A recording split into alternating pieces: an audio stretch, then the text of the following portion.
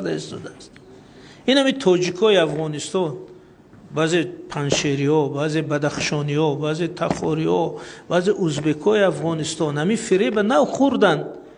این طالبا گفتن که ما امارت اسلامی بکنیم. این آخوند انا آخوندزاده هیبت الله آخوندزاده این امیر المؤمنین همه مسلمان ها است. بعدی تاجیکا باور کردن، گفتن خیلی ما هم قماندان امیر المؤمنین، ما هم برای اسلام مبارزه میکنیم. شدن کماندیرای طالب آمدن بدخشان و این طرف های به دست همیا گرفتن. یعنی تاجیکا شدن طالبا، آمدن طالبا غلبش تامین کردن، یاردم کردن. انا که طالب وقتی که در تخت نشسته میگه زبان تاجیکی بیکار، ادبیات تاجیک ضرور نیست، همه پشتو. آخه اگر به کفار پناه برده بودند. ما با اتکا به الله بزرگ از هیچ کسی، از هیچ زرگو و قلدری نمیترسیم. ولی ثابت هم ساختیم در 20 سال جهاد علیه اشغال، علیه اگر در همین جامعه ملی ما، در جامعه ما، در کشور ما ارزش های ملی علمی عقلانی حاکم باشن، این دولت حفظ میشه. ولی اگر اینا دوم درجه شون و بجاش ارزش های خرافاتی افراطی بالا گیرن، این دولت زیر تهدید قرار میگیره. چون که مثلا بینید ما این دولت رو تنها وقت حفظ کرده میتونیم که او روحیه استقلالی داشته باشد، روحیه ملی داشته باشد، یک دولتی جامعه شهروندی قوی داشته باشد و مسئله اجتماعی در شکلی باشه که انسان در اینجا زندگی شایسته احساس کنه. ولی وقتی که بجای این اندیشه خرافاتی بالا گیرد، اندیشه دینی بالا گیرد، همون بالانس وقتی ویران شود چکو میشد؟ دیگر مردم زیر تأثیر افکار افراطی یا دینی دولت را حمایت نمیکند. نمیگم حکومت را، حکومت این یک نهاد است، دولت را، کشور را، وطن را حمایت نمیکند. مثلا مثالش در تاریخ بود، یادتون از دولت سامانیان گفتم. یعنی وقتی دولت سامانیان مورد هجوم قراخانی‌ها قرار گرفت، وقتی که بخارا از دست رفت، آخرین امیر سامانیان منتصر بخارا رو دوباره گرفت، دید که قوه ها کم است، اماما، خطیبا، داملاها، ایشانا، نمیدونم شیخا رو جمع کرد. گفت که حضرت و قربان شما، وضعیت وزنین، دشمن از صحرا هجوم دارد، دولت از دست می رود. شما التماس به مسجد ها روید، در شهرتان، در قشلاقتان، در مسجد ها فتوا دید، در نماز جمعه گویید که ای مردم خیزید جهاد کنید، وطن در خطر است. این از شما میگیم که در همی نماز جمعه گویید که به خدمت وطن روان سربازو. این هم خیلی گپ. وقتی که امیر سامانی چنین صحبت میکند، شیخا، داملاها، فقیها میگن که حضرت این گپ درسته، لیکن اینجا جهاد نمیشد. چون که همون قراخانی هم کلمه شهادت میگوید، همون قراخانی هم لا اله الا الله میگوید، همون قراخانی هم مسلمان. زیدی وای ما برای چی جنگ میکنیم؟ خیلی وای که اومد توی چپه کرد با ما امامای قراخانی میشیم، امامای حکومت غزنوی میشیم. فرقش چی؟ انا بینید در اینجا میگیم در تاریخ که خیانت ملی شد. حالی ما نمیدونیم حکمی و اماما چی بود، چی گفت، این نظر دینی این درسته این درسته یا بحث دیگه، ولی از نظر ملی دقیقاً این خیانت بود. که اونا گفتن که چی؟ اونا گفتن که حمایه وطن دولت ملی واجب نیست و هم مسلمان بیای وای گیره زمین خدایی. این همینجا ده غلبه فکر دینی بر فکر ملی. اگر همین کار روزی باشد، این او همسایه هجوم کرد، اول نشان دادیم در خریطه، یا که طالبان اومده است، خیلی دوملوی ما گیم که حضرت مردم فهمونید اکستریمیزم، تروریسم، رادیکالیسم خطر، طالبان، گروه های افراطی، القاعده، انصارالله اون طرف سرحد ایستاده است، وطن در خطر. شما گویی که خیلی فرقش چی؟ و طالبان هم مسلمان کو خیلی بیاید گیرد، ما امامی طالبان میشیم بو، این خیلی نمیشه. بنابراین انمی جواب میگیم بالانس، که اندیشه ملی باید ایست در جاش. شما گیم ما تاجیکیم، صاحب وطنیم، صاحب دولتیم، ایره حفظ میکنیم، مسلمانی من در جاش الحمدلله با برادرای جهان اسلام هم برادریم. لیکن دولت مسئله معامله نیست. ملا است، خدمتچی دولتی است، فرهنگی است، زیایی است، نظامی است، چی فکری داره، لیکن در مسئله دولت یک فکر است.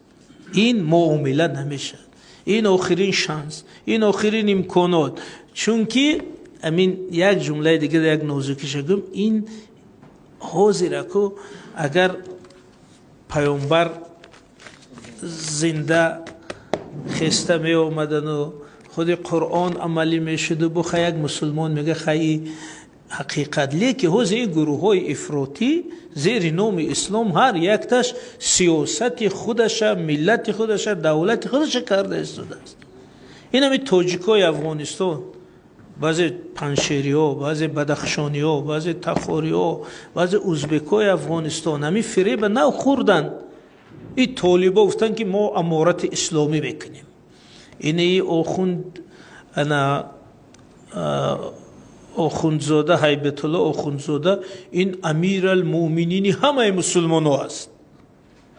بعدی تاجیکا باور کردن، گفتن خیلی ما هم قماندان امیر المومنین، ما هم برای اسلام مبارزه میکنیم. شدن کماندیرای طالب، آمدن بدخشان و این طرف های به دست همیا گرفتن. یعنی تاجیکا شدن طالبا، آمدن طالبا غلبش تامین کردن، یاردم کردن. انا که طالب وقتی که در تخت نشسته میگه زبان تاجیکی بیکار، ادبیات تاجیک ضرور نیست، همه پشتو. آخه اگر مسلمان باشی خیلی به تاجیکی مسلمانی شکنه، این به پشتو کنه، چی فرق داره؟ پس زیر یعنمون نام اسلامی و ایدئولوژی ملی شو آورد کو. چرا صورت مولانا جلال الدین بلخی کنده میپرتا؟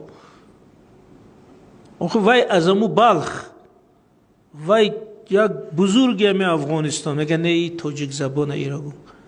بنابراین وای زیر نام اسلامی در اصل منفعت خودش آورد. و یک دیگهش عربیش میاره زیر نام اسلامی، یک تاش ترکیش میاره. بنابراین فریب یعنی میره خوردن در کار نیست. اسلامی ما هم هستیم، مسلمان ما هم هستیم، مردم ما بسیار مردم خوش ایمان است و همین 1000 سال است همین راه رفته استادن. بنابراین نیاز به یگان اسلام خارجی صادراتی نیست، بلکه دولت رو حفظ کردن لازم. همین تزیس اساسی همین روزه ما بود، دولت رو حفظ کردن در کار، بقای دولت رو تامین کردن در کار، زیرا بقای این ملت به بقای همین دولت وابسته است. وقتی دولت رو حفظ کردیم، بعد در داخلش چی برنامه، چی آرزو و هوس داره میکنیم. دولت از دست رفت، به دولت آواره سرگردان، دیگه نه مقام داره، نه جایگاه داریم، نه آزادی. همون بزرگای تاجیکان افغانستان امروز مثال آوردن که همشان بزرگ، دانشمند، امام، فقیه، مولوی، پروفسور، دکتر، همیجا گشتن. این پرک در سهرو می دوان، کجا روان ویا؟ بو ویزه شون تمام شد، میلیسه فرار که میگه تو مهاجر غیر قانونی اشتراف. آقای در کشورش با 100 کس میگشت و یک عزیزی بزرگی کشورش بود. بنابراین این بحث دولت داری همین بود. متاسفانه ما کوتاه 2 موضوع را گذاشتیم، خوب شد. سلامت باشید و اگر سوالی باشه ما یک جای با میبینیم. خب تشکر. مسئله دولت فرموشه. سلام. سلام. توصیه شما برای اهل دین کوتاه در مسئله دولت گفته او خیلی باید آخه همون را گفتم که همون توصیه همین که وطن دولت ملت این سیاست نیست، حزب نیست. آدم نمیتونه که خیلی من ما طرفداری وطنیم یا مخالف. این خیلی نیست. مثلا طرفدار و مخالفی حکومت بوده میشه، لیکن وطن سیاست نیست، ملت این سیاست نیست، دولت سیاست نیست. دولت ملت این منفیت هممون است.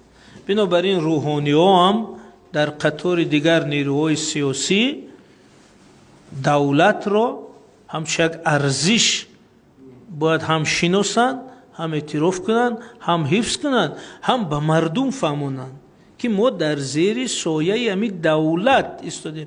چون مردم ما دولت را از حکومت فرق نمیکنند. اگر شما بگید که دولت را باید حفظ کنه و فکر میکنید که شما تبلیغات حکومت کردید.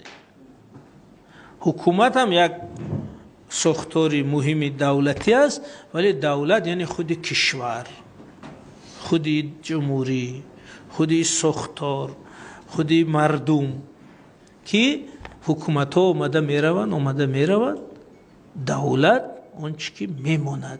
ما این دولت حفظ کنیم، حکومت ها ما خواهیم نخواهیم این خود بیالوگ ایواز میکنه، تغییر شدن میگیره، لیکن دولت اون ارزش است که باید او حفظ شود.